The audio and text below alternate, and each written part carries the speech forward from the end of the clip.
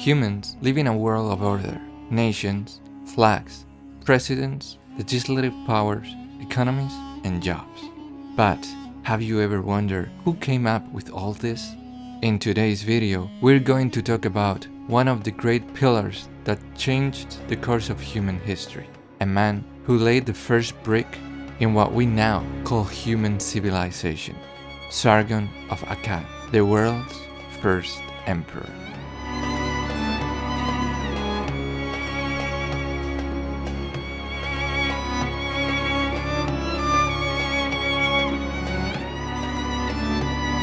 Sargon of Akkad, considered the founder of the first empire in history, left behind more than just the legacy of a conqueror or statesman.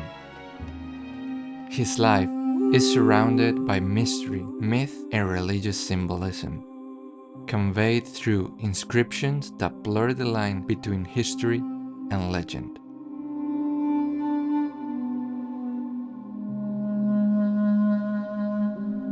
In Sumerian and Akkadian texts, Sargon appears as a mythic, heroic, almost divine figure.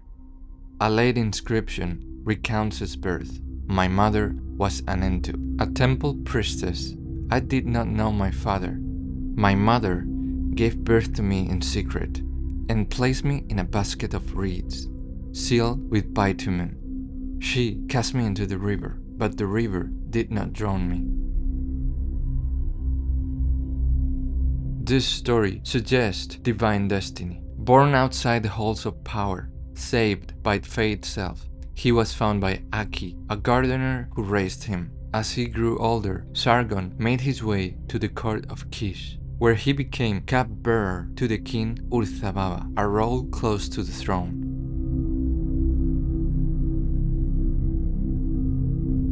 Subscribe to this channel and help me create my little audiovisual empire. A world of drawings and curiosities awaits.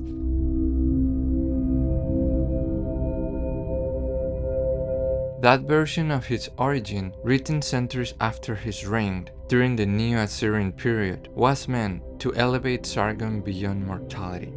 Not only was he powerful, he was chosen by the gods. The story continues.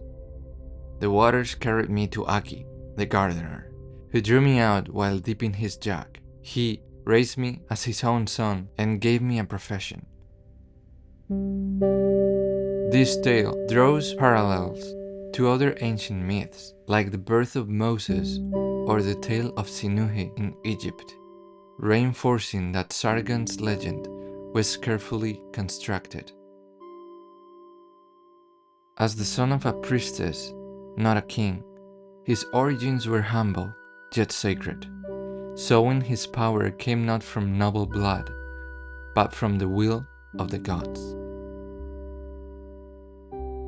Raised by a gardener, Sargon wasn't born into nobility or the places of powerful city-states, but through intelligence, charisma, or perhaps fate.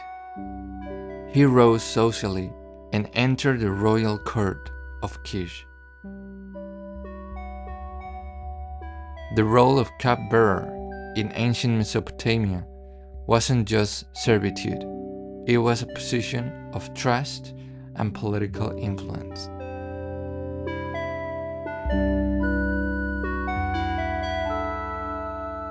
From this vantage point, Sargon witnesses firsthand the instability of summer city-states, constant wars, rivalries, and political fragility.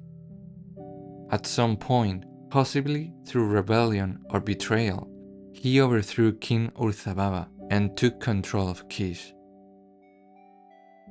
This was the first step in a series of conquests that would lead to the unification of Mesopotamia under his rule. Thus, from being a child cast into the river, Sargon rose to become the first great emperor in recorded history. His story, poised between myth and reality, would live on for centuries as a symbol of divinely sanctioned power, beyond bloodline, beyond birth. All the illustrations you see me creating are available in my online store. You have the link in the description and in the comments box. Once in power, Sargon launched a bold campaign to unify the Sumerian city-states. He conquered Uruk, Lagash, Ur, and many more, establishing for the first time a centralized government across all Mesopotamia. He founded the city of Akkad as the capital of his new empire, a center for trade, administration, and culture. His conquest extended to Syria, Elam, and Anatolia. He imposed Acadian as the official language and recognized the territory and their loyal governors. His authority was legitimized through religion, portraying himself as the chosen one of the goddess Ishtar. The Akkadian Empire fused Sumerian and Semitic cultures. Akkadian, written in cuneiform, became the first lingua franca in history.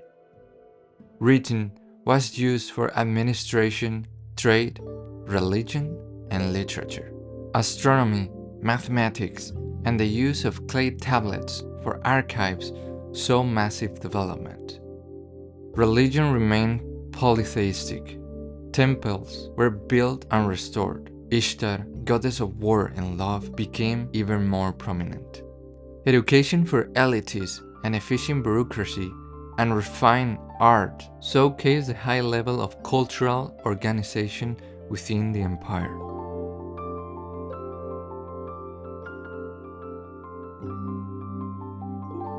In the later years of Sargon's rule, and during the reigns of his successors, internal rebellions began to rise.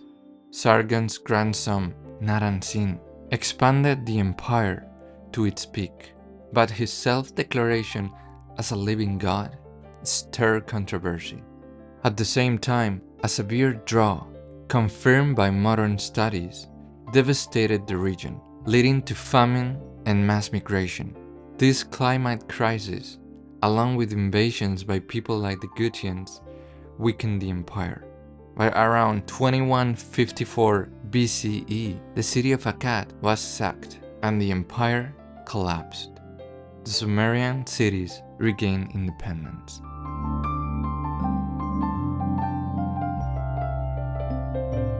Despite its fall, the Akkadian Empire's legacy endured for centuries. Sargon was remembered as the ideal king, and his deeds were copied in later royal inscriptions. His daughter, Enheduanna, became the first known author in human history, and her religious hymns helped cement imperial ideology. His grandson, Naram-Sin, famously declared himself king of the four corners of the universe and became the first ruler to claim divinity on earth.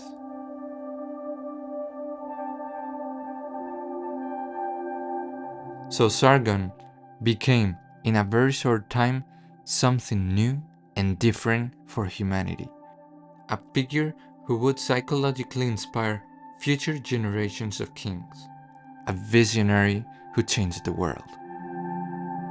The political systems, the Akkadian language, and the very idea of empire laid the groundwork for future civilizations like Babylon and Assyria to carry on his legacy.